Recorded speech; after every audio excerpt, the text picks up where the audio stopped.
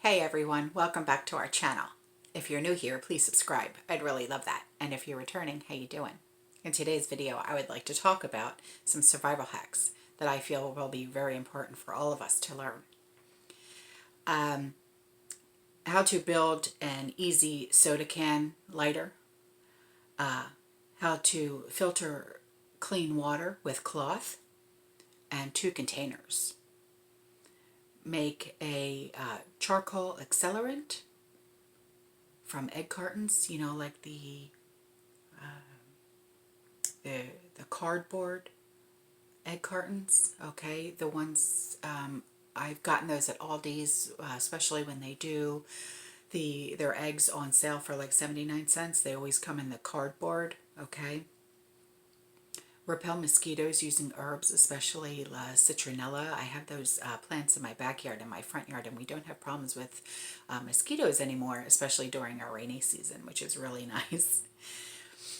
How to craft a solar oven from a cereal box.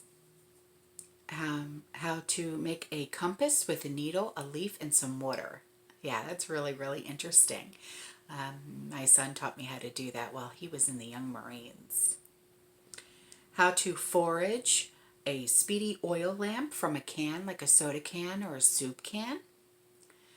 Now, some really good hacks regarding safety pins. Fish hooks. Yeah. Crafting an arm sling from a t-shirt for first aid with safety pins, but not these small safety pins, the larger safety pins. They're about 2 inches long, and they're the thicker metal. Also, the safety pins used with cloth diapers that you can find in the baby department in different stores. You can also improvise tweezers and safety pins to remove splinters and ticks. You can also secure a bandana to make a bandage to compress bleeding. You can hang stuff out to dry, affix gear to your bug out bag, mend a broken shoelace, close your pant legs to keep snow out. It's very important for those of you that live up north. I remember when I was little and getting snow up my pant leg. Very uncomfortable. You can also use a safety pin as a toothpick, but please be very, very careful. You can connect blankets and bags and clothes to make an emergency shelter as well. You can close wounds, but when you close wounds with safety pins, use the smaller of the safety pins, and please make sure you sterilize them with alcohol. But this would only be done in case of emergency and there's no doctor around. Have you ever had surgery and you had to have staples instead of suture? This will have the same effect with those smaller safety pins. You can open cans with a safety pin. You can defend yourself with a safety pin. You can obviously repair your clothes with a safety pin. You can start a fire with a safety pin and a 9-volt battery. All you have to do is attach the 9-volt battery with the safety pin, and you'll get some sparks out of that. You can also do it with tin foil too. You should also know the signs and how to treat dehydration. Now, the signs would be like lack of urination, nausea, tired, dizzy, muscle cramps. Now, how to help with dehydration would to take like a pinch of salt in a pint of water, stir it up, and drink it. Did you know that, okay, a lot of us, when we prep and we buy for our stockpile for our pantries, we stockpile chocolate. Milk chocolate only stores for about a year, but dark chocolate stores for about 3 years. Some different uses for alcohol prep pads obviously would be to clean implements, to clean injection sites for diabetics, and you know that you can also use it in place of deodorant. Now, there has been a practice called a split match, and this has been around since World War II. What you do is you can actually split a match down the middle, and it'll give you more than one way to light a fire or a candle. And this is just also a practical way to conserve your resources. There's a way to make your own baking powder, and the recipe is 1 part baking soda, 1 part of either arrowroot powder or non-GMO cornstarch, and 2 parts of cream of tartar. One way to stay warmer during either bugging out or camping is to sleep on a full stomach. Now, my son taught me this when he was in the Young Marines, and they would go out on 2-week retreats and were bugging out and sleeping out in the cold. What they would do was they would eat like protein bars right before bedtime, okay? And what will happen is when your body is digesting the protein bar with the fatty foods, it actually increases your body heat. So that's something good to know. Using a grain mill for more than just making flour. You can use it for coffee, oats, cocoa nibs, popcorn, and for whole herbs. It's a really good way of, after you dry your herbs, you dehydrate your herbs, you can put it in that. Okay, it's a really good way of doing that. How to make a char cloth. How to wear a tactical scarf. Now, here's the fun part. Pantyhose. There are reasons for men to wear and use pantyhose. My grandfather told me because he was in World War II, that there was an old military hack where the guys would actually wear pantyhose because it helps with stopping friction and blisters, especially on long hikes. Plus, it's also a way to keep warm, okay? Especially when they were in World War II and they were in Germany because it was winter time. It helped keep them warm. It really did. Plus, it helps to keep ticks at bay and chiggers. Have you ever stepped on a chigger? It's like almost like a thorn. It goes right through your skin. Well, do they hurt? You can also filter water with pantyhose. You can also improvise a fishing net with pantyhose and gather food in the wilderness with pantyhose too. So guys, go buy some pantyhose. Or if your wife gets a run in her pantyhose, keep those aside because they do have some really good uses for them.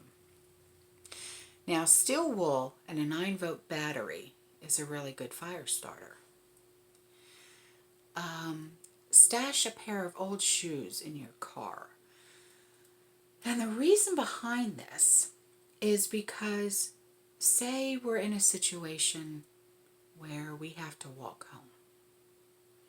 Whether your car breaks down, there's shtf, okay, whatever the case may be, and you have to walk home, and all you have on are sandals or flip-flops or, gosh forbid, heels.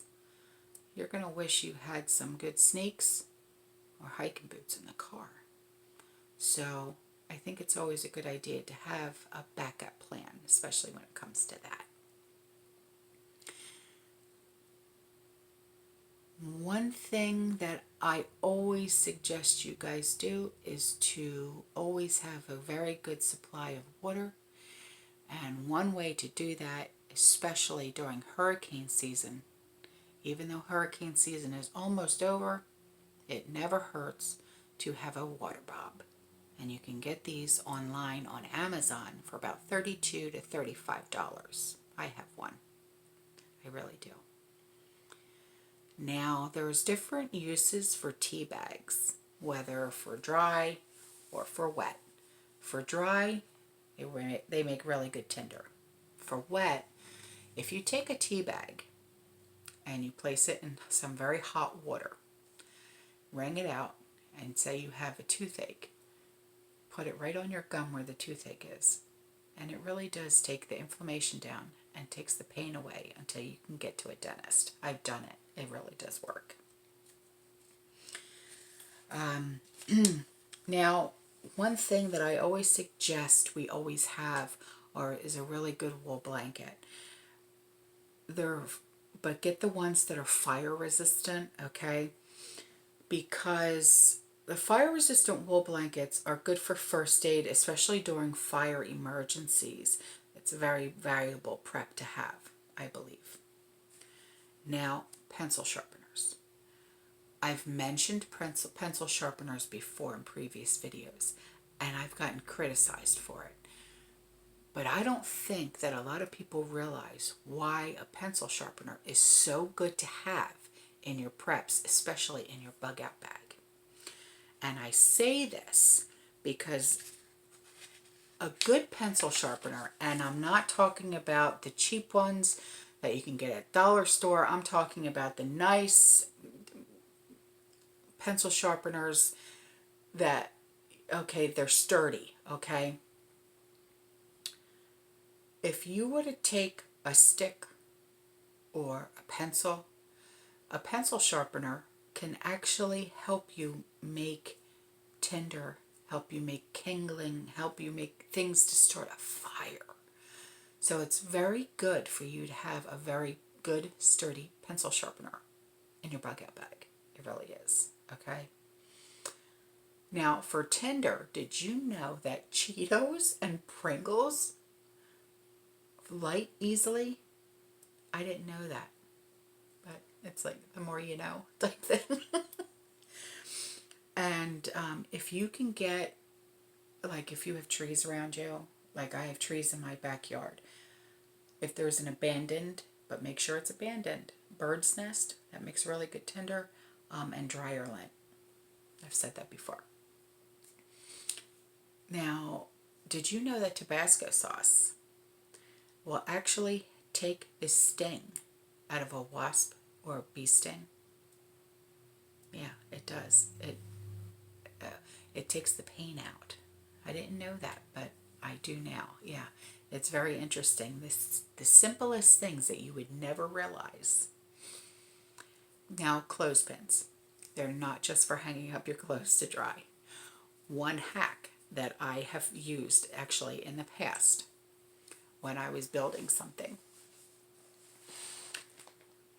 what I would do was I was hammering using a hammer and nails, and I kept hitting my hand with the hammer. And what I did was I took a wooden clothespin. I'm sure you could use a plastic clothespin, but I always like the wooden ones. And I put the nail into the wooden clothespin, and all I did was hold the clothespin, and then I used the hammer, and it kept my hand far away enough from the hammer so I wouldn't smack my hand with the hammer anymore. Okay, now I know I've run into this before, and I'm sure you have too. We put our winter jackets away after, in the spring.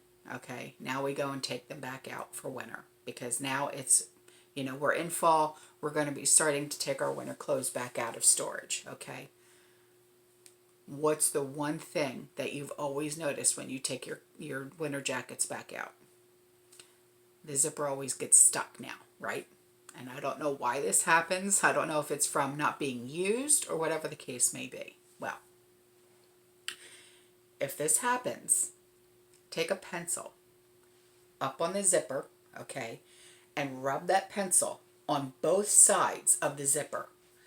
So, like, have your jacket hanging up, okay, on the outside, and then bring the pencil on the inside of the jacket and do it on the inside of the zipper as well. That will actually lubricate the zipper enough to where it'll start to go up and down again. I swear it works. Okay, now, bounce dryer sheets. Have you ever noticed that they have more of a smell to them than any other brand of dryer sheets? If you were to hang bounce dryer sheets outside, like if you're cooking outside or if you're eating outside, bounce dryer sheets, when you hang them up, will actually keep pests away. I swear. Yeah, they really do. One good thing to always have in your preps are headlamps. At least, if you have to navigate through terrain, it'll be hands-free. You know what I mean? And you'll be able to go through, whatever you have to go through while hiking. And you'll have your hands to use. Okay, now, hard candy. I like to have hard candy in my preps. And it's not just, for obvious reasons. Say you're in a bug out situation and you don't have water. If you have hard candy, it will actually help quench your thirst. It really will. Okay, now for kitchen cleanup, if you use sponges, always make sure that your sponges are dried. And for this reason is because of bacteria. My mother-in-law uses sponges. And I always tell her, gosh, you shouldn't leave it in that little plastic thing that has the suction cups on the sink because it breeds more bacteria. So what I did was I got these things called binder rings and I looped it through the sponge and I hung it up on the side of her cabinet so it dries now all the time. And that will actually help with the bacteria gathering on that sponge. Now, something else, there's also bacteria that will grow in your kitchen sink drain. So if any food were to ever fall into that drain, don't pick it up and put it in with your food that you're preparing, just throw it out. Okay, now there's different uses for socks, and you're going to be like, I swear. Okay, did you know that you can make a weapon out of a sock? Take a tube sock and take a full soda can or even like a full soup can and put it in that sock. If you hit somebody with that, it's going to hurt. Okay, you can do water filtration with socks. You can avoid trench foot with socks. You can avoid frostbite with socks, obviously. And compression socks will actually aid with the stopping of heart attacks and strokes. That's why they always advise that anyone, especially diabetics, wear compression socks. And also, when my father had an angioplasty done, he had to wear compression socks after that. So you want to make sure that you have compression socks in with your preps. And I believe you can, I've seen them, was it at Dollar Tree or Dollar General, Family Dollar? It was one of the dollar stores that actually had compression socks. Okay, Ziplocs. I always buy Ziplocs. I always have a healthy supply of Ziplocs in my house, and that's for a really good reason. Because we live in a place where we get hit with hurricanes all the time. Instead of buying bags of ice to put in my freezer in order to preserve my food in case of a power outage, what I do is I take Ziplocs and I fill them with water and I put them in my freezer like a week before or a few days before a hurricane is going to hit us, just in case we do have a power outage. Those bags of ice will help preserve our food. Okay, now, pine cones. Pine cones are really good kindling. They're good to scrub your dishes with. They really are. They're good to make a roof covering for survival shelter. And even though they're a little difficult to get to, you can still get to them. Pine nuts are actually in the pine cones, and they're edible. Pine needles are also edible, and they're very enriched with vitamin C and vitamin A. They have a mild antiseptic effect, and they are very good for pest control for snails and slugs. And pine needles are actually, they make really good mulch, especially for us gardeners. And then the last thing on my list is Neosporin. It actually is a very good fire accelerant. So, and if you put that on like a cotton ball, okay, it'll actually help with fire accelerant. Okay, guys, that's all for this video. I love you. Stay safe, keep prepping, stay positive, and I'll see you in the next one.